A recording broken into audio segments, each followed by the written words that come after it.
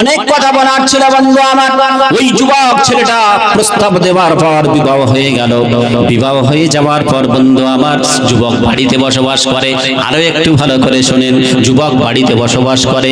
এক পর্যায়ে দেখা গেল পাড়ার ছেলেগুলো এই মহিলা একটু দেখতে সুন্দরী, যুবকের সঙ্গে বিবাহ হয়ে গেল।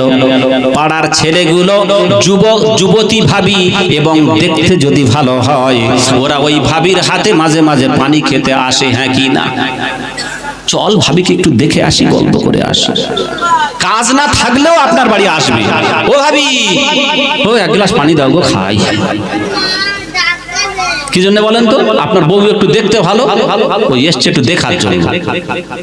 আমি কি বানিয়ে বলছি নাকি? একেবারে পাশের বাড়ির যুবকরা আসে না, আর ওই ভাবির সঙ্গে কি যে হেসে হেসে গল্প করে, কি যে বলবো, মারপেটের খালাতো ভাই। যাকে অনেক কথা বলা ছিল, এরকম যুবক মানে এদিকে নেই, আসে আসে নেই নেই, সব ফেরেশতা। তাহলে এখানে আমার এই অস্করাটা ঠিক হয়নি মনে হয়। ও বন্ধু আমার ভালো করে শোনেন, পরিবর্তন করব, ঘুরিয়ে দেবো। হ্যাঁ বন্ধু আমার ভালো করে শোনেন, বিবাহ হয়ে যাওয়ার পর পাশের বাড়ির যুবকগুলো ভাবি একটু দেখতে সুন্দরী বলে সকলে মাঝে মাঝে আসে ভাবির হাতে পানি খেতে। যুবক দেখলো না না, এখানে থাকা যাবে না, আমার স্ত্রীকে নিয়ে পর্দা নাশিনা করতে হবে। পর্দা হলো আল্লাহর ফরজ। পর্দা কার ফরজ? আল্লাহর ফরজ। আমার আল্লাহ বলেন, বান্দা তোমরা শুনে নাও, আমি আল্লাহ মহিলাদের জন্য ফরজ করেছি পর্দা। ও মহিলার পিতা, ও মহিলার স্বামী, ভালো করে একটু শুনে নেন। আমার আল্লাহ বলেন, বান্দা মহিলাদের জন্য আমি আল্লাহ ফরজ করে দিয়েছি পর্দা। ও মহিলা সম্প্রদায়, তোমরা বেপর্দা হয়ে প্রাচীন যুগের মহিলাদের মতো রূপ যৌবন বাইরে প্রদর্শন করো না। কে বলেছেন? জোরে বলেন। আমার আল্লাহ যদি বলেন দলিল, দলিল হলো কোরআন। আল্লাহ রাব্বুল আলামিন বলেন, ওয়াকরনা ফি বুয়ুতিকুন্না ওয়ালা তাবাররাজনা তাবাররুজাল জাহিলিয়াতিল উলা। জোরে বলেন আল্লাহু আকবার। আপনারা আওয়াজ দিলে আমি বন্ধ করে দেবো, একটু জোরে হবে আল্লাহু আকবার। আর একটু আস্তে বলেন আল্লাহু আকবার। আস্তে বললে এরা জোরে বলে। ভয় লাগে আপনাদের নাকি? আল্লাহর নামে ধ্বনি দিতে ভয় লাগে? এই যুবক বৃদ্ধ বয়স্ক সকলে মিলে একটু তাকবীর দেন, লিল্লাহি তাকবীর, লিল্লাহি তাকবীর। ও বান্দা, যুবক দেখলো পর্দা করা আল্লাহর ফরজ, আল্লাহর বিধানের কথা বলছিলাম। যে আয়াতটা বললাম, ওয়াকরনা ফি বুয়ুতিকুন্না ওয়ালা তাবাররাজনা তাবাররুজাল জাহিলিয়াতিল উলা, কোরআন শরীফের পারা নাম্বার 22, সূরার নাম সূরা আহজাব, আয়াত নাম্বার 33 নম্বর আয়াত। আল্লাহ পাক বলেন, ওয়াকরনা ফি বুয়ুতিকুন্না ওয়ালা তাবাররাজনা তাবাররুজাল জাহিলিয়াতিল উলা। হে মহিলা সম্প্রদায়, তোমরা ভালো করে শুনে নাও। আমার আল্লাহ বলেন, ও মহিলা, তোমরা নিজেদের রূপ যৌবনটাকে বাইরে প্রদর্শন করো না, আমি আল্লাহ তোমাদের জন্য হারাম করে দিলাম। মহিলাদেরকে বলি, মা বোনদেরকে একটু বলি, আপনি আপনি আপনি ভালো করে সাজতে পারবেন, আপনি ঠোঁটে লিপস্টিক দিতে পারবেন, কোনো অসুবিধা নাই, চোখে আইনালা দিতে পারবেন, কোনো অসুবিধা নাই। তবে ওইগুলো পরে আপনার স্বামীর সামনে ঘুরবেন। ওইগুলো পরে যদি আপনি যুবকদের গা গরম করার চেষ্টা করেন, আপনার শরীরের যে সমস্ত জায়গায় ওগুলো লাগাবেন, আর আপনার শরীরের যে সমস্ত খালি জায়গা যুবক দেখবে, ওই জায়গাগুলো জাহান্নামের আগুন সাব্যস্ত হয়ে যাবে। সাজতে পারবেন, কোনো অসুবিধা নাই, স্বামীর সামনে সাজে। আরে মহিলা ড্যান্স করতে পারবেন, স্বামীর সামনে ড্যান্স করে। যদি আপনি ড্যান্স করে স্বামীকে খুশি করতে পারেন, ড্যান্স করেন, বাজনা হারাম। ঘরের ভিতরে মহিলা স্বামীকে ড্যান্স করে খুশি করেন না, নেচে খুশি করেন না, অসুবিধা নাই, কেবলমাত্র স্বামী থাকতে হবে। শরীয়ত কত সুন্দর। আর তুমি নাচছো কোথায়? জলসা প্যান্ডেলের পাশে মেলায়, তাই না? ওইখানে নাচছো ঘুঙুর করে আজকে। আর পিতাগুলো এরা মনে করতে আমরা পারাপার হয়ে যাব।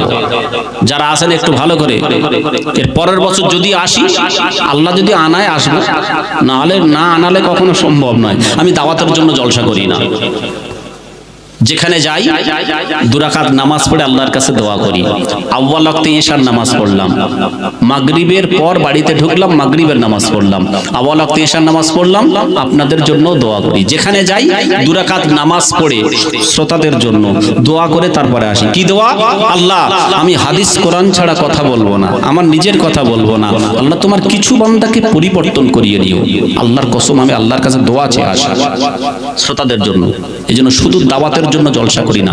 আল্লাহ অর্থ কম দেয় না, জানেন তো, আমার আব্বাকে জানেন তো, আল্লাহ অর্থ কম দেয় না। এজন্য পরিবর্তন হয়। যদি আগামী বছর আসি, মেলা যেন না দেখি। পরিবর্তন হতে পারবেন? এই সাধারণ আপনারা প্রতিবাদ করবেন, মসজিদ কমিটি যারা আছে ওদেরকে বলবেন একদম নিষেধ, দেওয়া যাবে না। আমি নদিয়াতে ছিলাম গত বছর, আমি বলেছিলাম আপনাদের যা মেলা বসছে, মারামারি লেগে গেছে, ওয়াজ বন্ধ হয়ে গেল। আবার ওরা ঠান্ডা করে আমাকে এসে পায়ে ধরার মতো, আসেন হুজুর। আমি বললাম না, সম্ভব নয়। কিছু শ্রোতা পাগল হয়ে গিয়েছে শোনার জন্য, আর সম্ভব নয়। যেখানে জলসা দিয়ে মেলা দিয়েছেন, মারামারি হলো, দ্বিতীয়বার শ্রোতা যত পাগল হোক, আমি আর যাব না। তবে আসতে পারি, যদি আপনারা মেলা বন্ধ করেন, তাহলে আগামী বছর যদি ডাকেন তো আসবো। এবছর ফোন করেছে হুজুর মেলা বন্ধ, আলহামদুলিল্লাহ বলবেন না? তো পরিবর্তন নিজেদের হতে হবে, আর প্রতিবাদ আলেমদেরকে করতে হবে, হ্যাঁ কি না? ও বন্ধু আমার, ভালো করে শোনেন, একটু বলি। যাই হোক, হাদিসের কথা সব বলতে পারছি না। মেয়ের পিতা যারা আছেন, মেয়ের স্বামী যারা আছেন, আল্লাহ রাসূল তাদের জন্য একটু দুঃসংবাদ শুনিয়ে গেছেন। আল্লাহ রাসূল বলেন, ও মহিলার পিতা, ও মহিলার স্বামী, তোমরা শুনে নাও, অনেকে আসো তোমাদের নামটা দাইয়ুসের খাতায় উঠে যাবে। কিসের খাতায়? দাইয়ুসের খাতায় উঠে যাবে। রাসূলুল্লাহকে, আল্লাহ রাসূলকে জিজ্ঞাসা করা হলো, ইলা ইয়া রাসূলুল্লাহ, মানি দাইয়ুস? দাইয়ুস কারা? আল্লাহ রাসূল বলেন, দাইয়ুস হলো ওই সমস্ত মহিলার পিতা, ওই সমস্ত মহিলার স্বামী যাদের অধীনে তাদের মেয়েরা রয়েছে, আর তারা তাদের জন্য পর্দার ব্যবস্থা করতে পারে না, বেপরদায় ঘোরাফেরা করে। আমি রাসূল বলে গেলাম, এরাই হলো দাইয়ুস, দাইয়ুস, দাইয়ুস। ইয়া রাসূলুল্লাহ, দাইয়ুস হলে ক্ষতিটা কি? আল্লাহ রাসূল বলেন, ক্বালা রাসূলুল্লাহ সাল্লাল্লাহু আলাইহি ওয়াসাল্লাম, দাইয়ুস হলে ক্ষতিটা কি শুনেন। আল্লাহ রাসূল বলেন, আদ-দাইয়ুসু লা ইয়াদখুলুল জান্নাহ, আও কামা ক্বালা মুহাম্মাদুর রাসূলুল্লাহ সাল্লাল্লাহু আলাইহি ওয়াসাল্লাম। আল্লাহ রাসূল বলেন, আদ-দাইয়ুস, দাইয়ুস কখনো জান্নাতে যাবে না, জান্নাতের সুঘ্রাণ পর্যন্ত তারা পাবে না, দাইয়ুসের ঠিকানা হবে জাহান্নাম। এজন্য দাইয়ুসের খাতায় যেন আমরা মহিলার পিতা নামটা যেন না আসে, ওই মহিলার স্বামী আপনার নামটা যেন দাইয়ুসের খাতায় না আসে। একটু খাতাটা চেক করে নেব, চেক করে নেব ইনশাআল্লাহ। আল্লাহ পরিবর্তন করা তৌফিক দিক। ও বন্ধু আমার, যুবক দেখলো না না না, এলাকায় পর্দার কোনো ব্যবস্থা নাই, এখান থেকে আমাকে একটু পর্দার ব্যবস্থা করতে হবে। কি করতে হবে? যুবক বলল, এলাকা থেকে আমাকে একটু নির্জন জায়গায় বসবাস করতে হবে। যুবক চলে গেল বন্ধু আমার একটা জঙ্গলের পাশাপাশি কিনারায়, ওই জঙ্গলের কিনারায় একটা ঝুপড়ি মেঁধে বসবাস করতে লাগলো। যুবক ওখানে চলে যাওয়ার পর ওখানে একটা জায়গা কিনেছেন, নিজে কাজ করে খায়, একটা জায়গা কিনেছেন, ওই একটা জায়গার ফসলে সারা বছর খোরাকি হয়ে যায়, একটা জায়গার ফসলে সারা বছর খোরাকি হয়ে যায়। আবার নিজে ইনকাম করে একটা দুধের গাভী কিনেছেন, ওই দুধের গাভী যা দুধ দেয়, দুধ দহন করে বিক্রি করে সারা বছরের বাজার চলে যায়। এইভাবে যুবকের সংসার চলে। যুবক সপ্তাহে 6 দিন কাজ করে পরের জমিতে, আর একদিন সপ্তাহে কাজ করে না, ওই দিনটা হলো জুমার দিন, শুক্রবার। ও দিনটা কি? শুক্রবার। জুমার দিন শুক্রবার যুবক কারোর জমিতে কাজ করে না, নিজের জমিতেও কাজ করে না। ছোট্ট করে বলি, একদিন জুমার নামাজের সময় হয়ে গেল। যুবক আমার সুন্দরভাবে গোসল করার পর, খুশবু মাখার পর বাড়িতে স্ত্রীকে বলে চলে যাচ্ছে মসজিদের দিকে। মসজিদের দিকে যাওয়ার পর, মসজিদের দিকে যাওয়ার পর বন্ধু আমার, কিছু দূর যাওয়ার পর দেখা গেল পিছন দিক থেকে একটা ছোট্ট ছেলে, ও চাচা যান দাঁড়িয়ে যান, চাচা যান আপনার জন্য একটা গুরুত্বপূর্ণ খবর আছে। যুবকের এই ছোট্ট সন্তানের কথা শুনে উনি দাঁড়িয়ে গেলেন, কাছাকাছি যাওয়ার পর বলছে, কি খবর? বলে আপনি যে গম ভাঙতে দিয়ে এসেছিলেন ধানের গম ভাঙা মেশিনে, আপনার তো ওখানে পড়েছিল, বলে কি বলেছিল? বলে এখন ভাঙা হবে না, আগামীকাল ভাঙবে। বলে না, আজকের মেশিনওয়ালা এসেছে, আজকের গম ভাঙবে, আগামী 3 দিন বন্ধ থাকবে। আর এমন একটা পরিস্থিতি, এই যুবকের বাড়িতে একদিনের মাত্র খাবার আছে, যদি আজকের না ভাঙে 2 দিনের খাবার নাই, উনুন জ্বলবে না, রুটিও হবে না। বলে আপনি তাড়াতাড়ি যান, গমটা ভাঙিয়ে এনে নামাজ পড়বেন।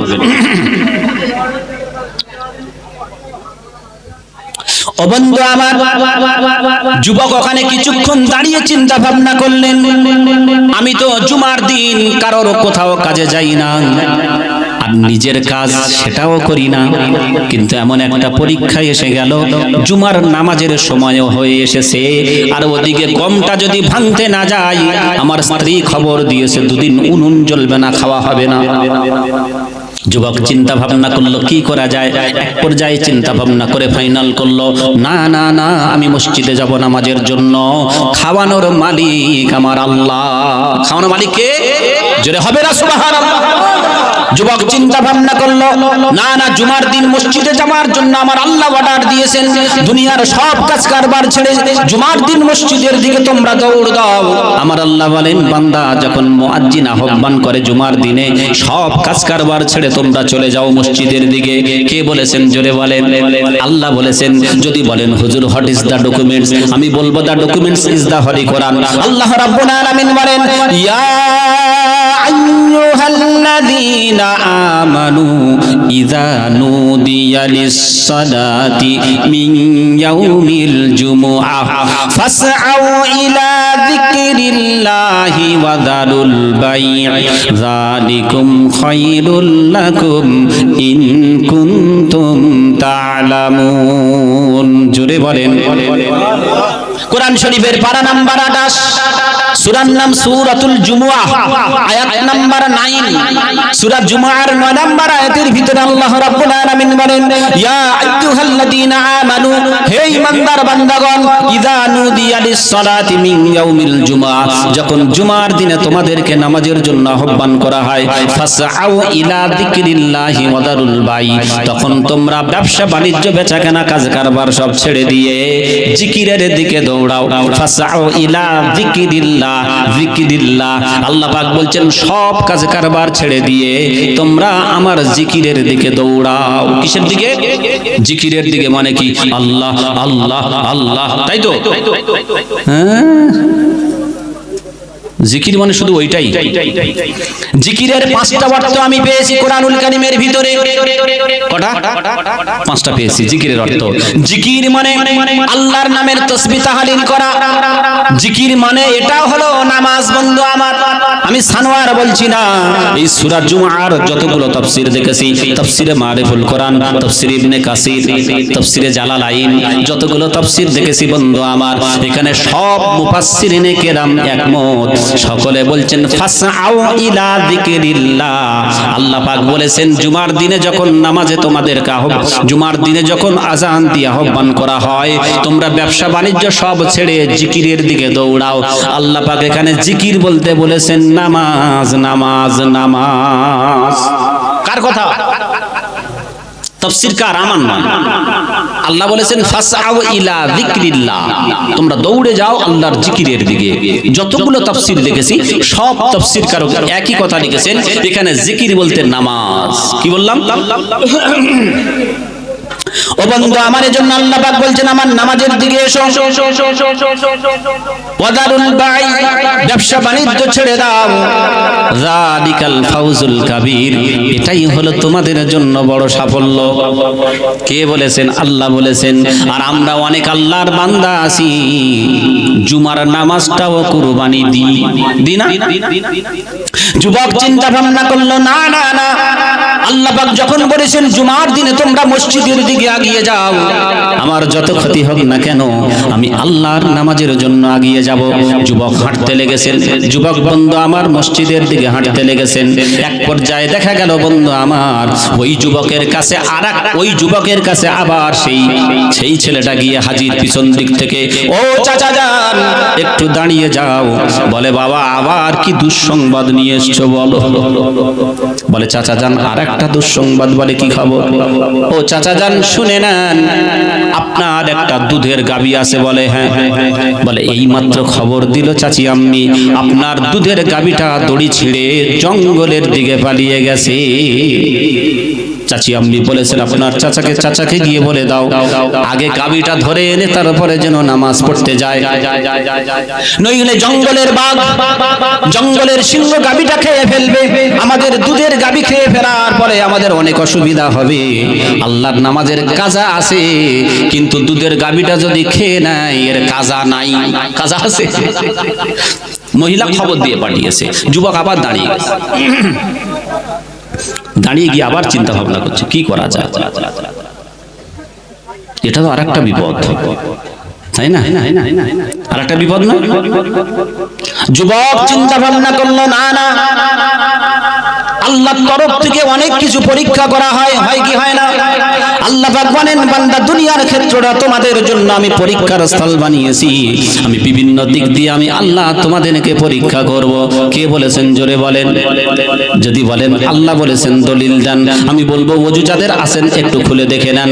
আল্লাহ রাব্বুল আলামিন বলেন ওয়ালা নাবলুওয়ান্নাকুম বিশাইয়্যিম মিনাল খাউফি ওয়াল জু'ই ওয়া নাকসিম মিনাল আমওয়ালি ওয়াল আনফুসি ওয়াস সামারাত ওয়া বাশশিরিস সাবিরিন। মহব্বতে একটু জোরে বলেন আল্লাহু আকবার।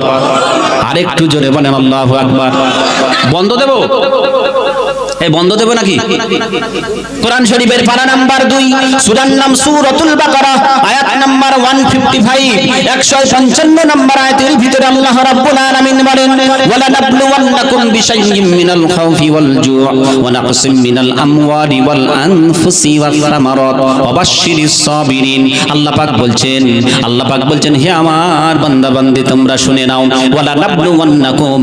আমি অবশ্যই এখানে আল্লাহ পাক শব্দটা এনেছেন ওয়ালা নাবলুওয়ান্নাকুম। শব্দটা ভালো করে বোঝেন, একটু ভালো করে বোঝার চেষ্টা করেন। ওয়ালা নাবলুওয়ান্নাকুম শব্দের প্রথমে আল্লাহ পাক একটা লাম এনেছেন। এই লামটাকে বলা হয় আরবি গ্রামার অনুযায়ী লামে তাকিদ। কথাটার মজবুতি আনার জন্য লামে তাকিদ এনেছেন। এই লাম তাকিদের মানে হলো অবশ্যই। নাবলুওয়ান্নাকুম আবার শব্দের শেষে একটা অক্ষর এনেছেন নুনে সাকিলা। আরবি গ্রামার নুনে সাকিলা আসে, এটাও শব্দের ভারিত্ব বোঝানোর জন্য, শব্দের গুরুত্ব বোঝানোর জন্য, মজবুত বোঝানোর জন্য। আল্লাহ পাক একটা শব্দের শেষে এবং প্রথমে দুটো অক্ষর এনেছেন তাকিদের অর্থ। এর অর্থ হলো আল্লাহ পাক একটা শব্দের প্রথমে এনেছেন তাকিদ, আবার শেষে এনেছেন তাকিদ। আল্লাহ পাক বলছেন অবশ্যই আমি তোমাদেরকে পরীক্ষা করব বিভিন্ন জিনিস দিয়ে। এরপরে আল্লাহ পাক বিস্তারিত ব্যাখ্যা করছেন, তাফসীর করছেন। আমার সময় নাই, ওদিকে বলতে চাচ্ছি না। আল্লাহ পাক যে পরীক্ষা করবেন বিভিন্ন জিনিস দিয়ে, তার দলিল পেলেন? হ্যাঁ কি না পেলেন? তো যুবক চিন্তা ভাবনা করছে না আল্লাহ পাক হয়তো পরীক্ষা করছেন। না আমি জুমার দিনে মসজিদের দিকে যাব, আমি এখানে কখনোই পিছপা হব না। আমার দুধের গাভী চলে যাবে। একটু জোরে জোরে বলা যাবে কি সুবহানাল্লাহ? এই চিন্তা ভাবনা করে যুবক আবার মসজিদের দিকে হাঁটতে লেগেছে। যুবক যখন মসজিদের দিকে আবার হাঁটতে লেগেছে বন্ধু আমার, এক পর্যায়ে মসজিদের কাছাকাছি যখন চলে যায় দেখা গেল ওই যুবকের পিছন দিক থেকে একটা বৃদ্ধ বাবাজি ডাক দিয়েছেন, ও যুবক তুমি একটু দাঁড়িয়ে যাও। যুবক দাঁড়িয়ে গেলেন বন্ধু আমার। বলে চাচাজি আপনি আবার কি খবর এনেছেন একবার বলেন। বলে তোমার জন্য একটা গুরুত্বপূর্ণ খবর আছে। বলে কি খবর একবার বলেন। বলে ও ভাইপো শুনে নাও। ভাইপো সম্পর্কে হয়, অনেক ছোট। ও ভাতিজা শুনে নাও, তোমার একটা চাষের জমি আছে? বলে হ্যাঁ। বলে তুমি কয়েকদিন মেশিনওয়ালার কাছে গিয়েছিলে একটু পানি সেচ দেওয়ার জন্য? বলে হ্যাঁ, ফসলগুলো নষ্ট হয়ে যাচ্ছে, যদি 2-4 দিনের ভিতর পানি না দেওয়া হয় ফসল আর পাওয়া যাবে না। বলে তাহলে তোমার জন্য সুসংবাদ আছে। বলে কি সুসংবাদ? ও ভাতিজা, ও যুবক শুনে নাও, তোমার জমির পাশে ওই মেশিনওয়ালা এসে গেছে, আমাকে দিয়ে খবর পাঠিয়েছে যে ওই যুবককে ডেকে দেন, এই জমিটা সেচ দেওয়ার পর পাশের জমি যুবকের সেচ দেব, কারণ আমার বাড়িতে 3-4 দিন গিয়েছে, আমি সময় পাই নাই। আজকের জমির পাশে এসেছি যখন সেচ দিয়ে যাব, পানি দিয়ে যাব, কিন্তু আজকের যদি না আসে আমি 1 সপ্তাহ এদিকে আর আসবো না। বয়স্ক বাবাজি গিয়ে বলছে, বাপ তাড়াতাড়ি আগে জমিটা সেচ দিয়ে নাও, নইলে খবর দিয়েছে বলে আর 1 সপ্তাহ আসবে না, ফসল নষ্ট হয়ে যাবে। ফসল নষ্ট হয়ে যাবে, হ্যাঁ কি না যাবে না? যুবক চিন্তা করলো, এত বড় বড় বিপদ, ফসলও নষ্ট হয়ে যাবে, সারা বছরের খোরাকি একটা জমিতে হয়। যুবক চিন্তা ভাবনা করে বলল, খাওয়ানোর মালিক আমার আল্লাহ। খাওয়ানোর মালিক কে বলেন? আল্লাহ। খাওয়ানোর মালিক অন্য কেউ আছে? আল্লাহ পাক বলেন, বান্দা ও দুনিয়ার মানুষ তোমরা শুনে নাও, দুনিয়ার জীবনে আমি এমন কোন জীবজন্তু পাঠাই নাই, এমন কোন পশু পাখি পাঠাই নাই, এমন কোন কীট পতঙ্গ পাঠাই নাই, এমন কোন মানুষকেও পাঠাই নাই যার রিজিকের দায়িত্ব আমি আল্লাহ নিই নাই। কে বলছেন জোরে বলে? আল্লাহ বলছেন। যদি বলেন হুজুর দলিল দেব, দেব। আল্লাহ রাব্বুল আলামিন বলেন, ওমা মিন দাব্বাতিন ফিল আরদি ইল্লা আলাল্লাহি রিজকুহা। জোরে বলেন আল্লাহু আকবার। কোরআন শরীফের পারা নাম্বার 12, সূরার নাম সূরা হুদ, আয়াত নাম্বার 6, 6 নাম্বার আয়াতের ভিতরে আল্লাহ রাব্বুল আলামিন বলেন, ওমা মিন দাব্বাতিন ফিল আরদি ইল্লা আলাল্লাহি রিজকুহা। পৃথিবীর বুকে এমন কোন জন্তু জানোয়ার নাই, এমন কোন মানুষ নাই, এমন কোন সৃষ্টি জীব নাই আমি আল্লাহ যাদের রিজিকের দায়িত্ব নিই নাই। পোকা ঢুকেছে। দর্শন বলেন, আল্লাহুম্মা সাল্লি আলা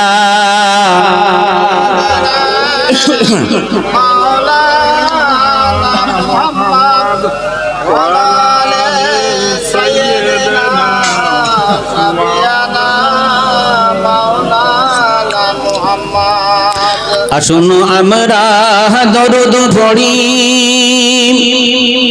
খুশি করি নবীকে। নবী বিনা হাসর মাঠে সুপারিশ করিবেন কে? আল্লাহুম্মা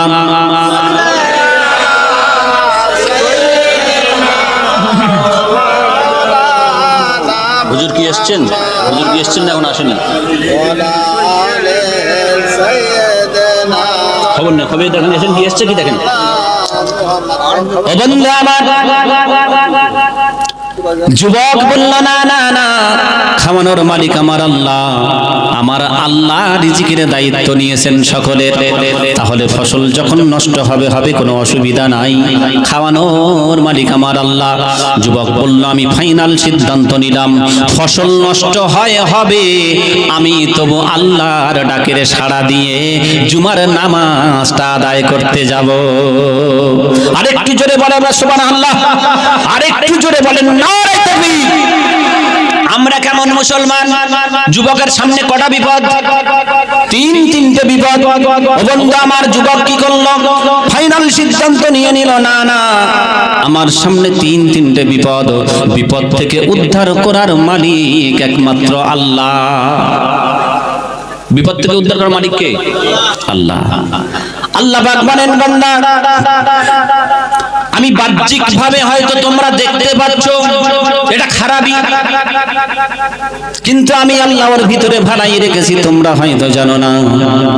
আল্লাহ পাক বলেন বান্দা বাহ্যিক ভাবে তোমরা হয়তো দেখছো এটা ভালো, ওর ভিতরে হয়তো আমি আল্লাহ খারাপই রেখেছি তোমরা জানো না। কে বলেছেন বলেন? আল্লাহ বলেছেন। যদি বলেন দলিল, দলিল হলো কোরআন। আল্লাহ রাব্বুল আলামিন বলেন ওয়া আসা আন তাকরাহু শাইয়ান ওয়া হুয়া খায়রুল লাকুম ওয়া আসা আন তুহিব্বু শাইয়ান ওয়া হুয়া শাররুল লাকুম ওয়াল্লাহু ইয়ালামু ওয়া আনতুম লা তা'লামুন। জোরে বলেন, আরেকটু জোরে বলেন আল্লাহু আকবার। কোরআন শরীফের পারা নাম্বার 3, কোরআন শরীফের পারা নাম্বার 3, সূরার নাম সূরাতুল বাকারা, আয়াত নাম্বার 216 না পারা নাম্বার 2, 216 নাম্বার আয়াত, 200 বাকারার সূরা বাকারার 216 নাম্বার আয়াত। কি আর হবে, কত দলিল দেবো, কত কথা বলবো। এদিক থেকে আবার পারদ চড়ছে, পারদ চড়ছে। আর একটু ধরে দিতে বলতেছে। যাই হোক, কমিটি একটু আমাকে ধরে দেবেন। ভুল বললাম কি? আমি ধরে দিচ্ছি, অসুবিধা নাই, প্রতি রাতের পর রাত। তবে কমিটি একটু ধরে দেবেন। ও বন্ধু আমার, ভালো করে শোনেন। যুবক বলল আমার আল্লাহ পাক হয়তো বাহ্যিক ভাবে যেটা দেখাচ্ছেন আমাদেরকে আমরা ভালো দেখছি, কিন্তু ওর ভিতরে হয়তো খারাপই রয়েছে। আর বাহ্যিক ভাবে দেখছি খারাপ, ওর ভিতরে ভালাই থাকতে পারে। এটা বলেছেন আমার আল্লাহ। আমি কোরআন থেকে দলিল দিলাম, সূরা বাকারার 216 নম্বর আয়াত। কত নম্বর আয়াত? 216 নম্বর আয়াতটা খুলে নেবেন। আল্লাহ রাব্বুল আলামিন বলেন ওয়া আসা আন তাকরাহু শাইয়ান ওয়া হুয়া খায়রুল লাকুম ওয়া আসা আন তুহিব্বু শাইয়ান ওয়া হুয়া শাররুল লাকুম ওয়াল্লাহু ইয়ালামু ওয়া আনতুম লা তা'লামুন। বাহ্যিক ভাবে তোমরা দেখছো খারাপ, আমি আল্লাহর ভিতরে ভালাই রেখেছি। বাহ্যিক ভাবে তোমরা দেখছো ভালো, আমি আল্লাহর ভিতরে খারাপই রেখেছি। একমাত্র জানে কে? আল্লাহ। যুবক চিন্তা ভাবনা করছে, বাহ্যিক ভাবে হয়তো কষ্ট মনে হচ্ছে, হতে পারে তো আল্লাহর ভিতরে ভালাই রাখতে পারে নাকি? আর বিপদ থেকে তো উদ্ধার করার মালিক একমাত্র আল্লাহ, তাই না? যুবক ফাইনাল সিদ্ধান্ত নেওয়ার পর আল্লাহর ঘরে উঠে গেলেন, মসজিদের সিঁড়িতে উঠে গেলেন, মসজিদের বারান্দায় আল্লাহুম্মা ফতাহলি আবওয়াবা রাহমাতিক, আমরা দোয়াটাও জানি না। মসজিদের সিঁড়িতে উঠে গেলেন, উঠে যাওয়ার পর দোয়া পড়ে বন্ধু আমার, যুবকের মাথায় টেনশন আসে না? নাই, টেনশন একটু আছে, কিন্তু নামাজের কাতারে দাঁড়িয়ে গেল, নামাজ শুরু হয়ে গেল। যুবক 2 রাকাত ফরজ নামাজটা আদায় করে নিলেন। আদায় করার পর মসজিদের সকল মুসল্লিবর্গ মসজিদ থেকে বের হয়ে চলে যায়, মসজিদ থেকে বের হয়ে চলে যায়। যুবক বন্ধু আমার নামাজ ধরে, আবার সালাম ফেরায়, আবার সালাম ফেরে এদিকে ওদিকে, আবার নামাজ পড়ে। এইভাবে বন্ধু আমার যুবক নামাজের পর নামাজ সুদা আদায় করে যায়। সকলে মসজিদ থেকে বের হয়ে গেল। যুবক নামাজ পড়তে পড়তে এক পর্যায়ে বন্ধু আমার যখন দেখলো মসজিদে আল্লাহর কোনো বান্দা নাই, যুবক আরো কিছুক্ষণ নফল নামাজ পড়ার পর আল্লাহর দরবারে হাত দুখানা তুলে চোখের পানি টপ টপ করে ফেলতে লেগেছে। মসজিদ খালি, যুবক আরো 2-4 রাকাত এক্সট্রা নফল নামাজ পড়ার পর আল্লাহর দরবারে হাত দুখানা তুলে চোখের পানি ফেলতে লেগেছে। আল্লাহর দরবারে হাত দুখানা তুলে, আয় রব্বি আল্লাহ, একমাত্র তোমাকে মালিক হিসাবে মেনেছি, একমাত্র তোমাকে প্রভু হিসাবে মেনেছি, একমাত্র তুমি আমাদের মাবুদ। আল্লাযী ইউবাদু ফাহুয়া মাবুদুন, মাবুদ তাকে বলা হয়, মাবুদ তাকে বলা হয় যিনি ইবাদতের উপযোগ্য। ইবাদতের উপযোগ্য কে? ইবাদত কার করা যায়? আল্লাহর। আল্লাহই একমাত্র মাবুদ। ও আল্লাহ, আমি তোমাকে মাবুদ হিসাবে মেনেছি, পৃথিবীর কারোর কাছে সাজদা করি নাই, পৃথিবীর কারোর কাছে মাথা নত করি নাই, আল্লাহ তোমারই ইবাদত করি, তোমারই সাহায্য চাই। আমরা সকলে বলি হ্যাঁ কি না? সকলে বলি না? নামাজে সূরাতুল ফাতিহা পড়া হয়, হয় কি হয় না? সূরাতুল ফাতিহা, আলহামদুলিল্লাহি রাব্বিল আলামিন, আর রহমানির রহিম, মালিকি ইয়াউমিদ্দিন। তারপরে ইয়্যাকা না'বুদু ওয়া ইয়্যাকা নাস্তাঈন। সকলে পড়ি তো? এর বাংলা অর্থ হলো আল্লাহ কেবলমাত্র তোমারই ইবাদত করি এবং তোমারই কাছে সাহায্য চাই। এটা বলার পর আমরা কোন দিকে যাই? সাহায্য কার কাছে চাই? আমরা সকলে চাই, আবার অন্যদিকে দৌড়াই না? দৌড়াই। এই জন্য পরিবর্তন হতে হবে। নামাজে এক কথা বলছি আর বাইরে গিয়ে বাটপারি করছি, তাই না? সাহায্য চাইবো কার কাছে? আল্লাহর কাছে। তবে এখানে একটা মাসলা বলে দিই, ভুল বুঝবেন না। আপনি দুনিয়া ক্ষেত্রে কোনো বিপদে পড়ে গেছেন, আগে আল্লাহর কাছে সাহায্য চান, রসুলের তরিকায়, রসুলের পদ্ধতিতে আল্লাহর কাছে সাহায্য চান। রসুলের পদ্ধতি কেমন আসছি পরে। রসুলের পদ্ধতিতে, রসুলের শেখানো নিয়মে আল্লাহর কাছে সাহায্য চান। তারপরে যার কাছে গেলে উদ্ধার হবেন বা বিপদ থেকে বাঁচবেন বলে মনে হয় সেখানে যান, জায়েজ, অসুবিধা নাই। আপনি তারপর এমএলএ, এমপি, মেম্বার বা যে কেউ যার কাছে যান, যেতে হবে। এটা যেতে হবে না? রোগ হয়েছে, ওষুধ খেতে হবে না? খেতে হবে। কিন্তু রোগ থেকে মুক্তি দেওয়ার মালিককে, শিফা দেওয়ার মালিককে আল্লাহ। ওষুধের কোনো কি পাওয়ার থাকে? আমার অমুসলিম ভাইরা হয়তো বুঝবেন না, এই কথা বলে ওষুধে পাওয়ার আছে। ওষুধের কোনো পাওয়ার থাকে না। আল্লাহর হুকুম না হলে ওষুধের কোনো পাওয়ারে, ওষুধের কোনো পাওয়ারে কাজ, রোগ সারবে না। অমুসলিম ভাইদেরকে একটু বুঝিয়ে দিই, ওষুধের যদি পাওয়ারে সারে, ভালো করে বোঝেন, ওষুধের পাওয়ারে যদি রোগ সারে, ডায়রিয়ার ওষুধ উঠেছে হ্যাঁ কি না? জোরে বলে। আচ্ছা, ঠান্ডার ওষুধ উঠেছে হ্যাঁ কি না? ওঠেনি? মানুষ তারপরে ডায়রিয়াতে মরে হ্যাঁ কি না? জ্বরের ওষুধ উঠেছে হ্যাঁ কি না? মানুষ তারপরে জ্বরে মরে হ্যাঁ কি না? তা রোগের ওষুধ যদি উঠলো, ওষুধের পাওয়ার যদি থাকলো, তাহলে ডায়রিয়াতে মরলো কেন? উচিত ছিল ওষুধকে ডায়রিয়া সারিয়ে দেওয়া। ঠিক বলছি না ভুল বলছি? তাহলে আল্লাহর হুকুম যদি না হয়, ওষুধের পাওয়ারে কোনো কাজ হবে না। তবে ওটা দাওয়াই খেতে হবে, অসুবিধা নাই। কিন্তু ওর ভিতরে আল্লাহর হুকুম থাকে। কথা কি বোঝাতে পারলাম? কারণ ওষুধে যদি ডায়রিয়া সারায়, একই ওষুধে তাহলে ডায়রিয়াতে মরবে কেন? ওই ওষুধে ভালো হয়ে যাওয়ার কথা। অন্য রোগে মরুক, ডায়রিয়ার ওষুধ যখন উঠেছে, ডায়রিয়াতে মানুষ মরবে কেন? তাই না? ঠিক বলছি না ভুল বলছি? তাহলে ওষুধের পাওয়ার আছে ঠিকই, কিন্তু কোনো কাজ করার ক্ষমতা নাই আল্লাহর অর্ডার যতক্ষণ না থাকে। এজন্য শিফা দেওয়ার মালিক আল্লাহ, বিপদ থেকে উদ্ধার করার মালিক আল্লাহ। তাহলে সর্বপ্রথম সাহায্য চাইবো কার কাছে? আল্লাহর কাছে। তারপরে দুনিয়ার যার কাছে গেলে, আপনার ভাই হোক, আপনার বাপ হোক, আপনার পড়োশি হোক, মেম্বার হোক, এমএলএ হোক, এমপি হোক, তাদের কাছে আপনি যান, থানাতে হোক, যেতে হবে। এটা মাধ্যম, এটা না জায়েজ নয়, যেতে হবে। কথা কি বোঝাতে পারলাম? ক্লিয়ার না করলে বলে সানোয়ার সাহেব কি বলে গেলেন। ও বন্ধু আমার, যুবক বলল না না, আমি যখন আল্লাহর দরবারে মাথা নত করেছি, হাত দুখানা তুলে বলে, আই রাব্বি আল্লাহ, আমি তোমারই ইবাদত করি, তোমার কাছে সাহায্য প্রার্থনা চাই। ওগো আল্লাহ, আমার সামনে তিনটে বড় বড় বিপদ, ওই বিপদটাকে পিছনে ফেলে রেখে আল্লাহ তোমার ডাকের সাড়া দিতে এসেছি। ও আল্লাহ, বিপদ থেকে একমাত্র উদ্ধার করার মালিক তুমি, আর আমি মসজিদে এসেছি বড় গোলাম গো আল্লাহ তোমার। ও আল্লাহ, আমি হলাম তোমার বড় গোলাম, আমি তোমার মসজিদে এসেছি নামাজটা আদায় করার জন্য, কারণ কোরআনের দিকে খেয়াল রেখেছিলাম। তুমি বলেছো ইয়া আইয়ুহাল্লাযীনা আমানু ইযা নুদিয়া লিস-সালাতি মিন ইয়াউমিল জুমআহ ফাসআউ ইলা যিকরিল্লাহি ওয়া দারুল বাই' যালিকুম খায়রুল লাকুম ইন কুনতুম তা'লামুন। এটাই হলো তোমাদের জন্য উত্তম যদি তোমরা বুঝে থাকো।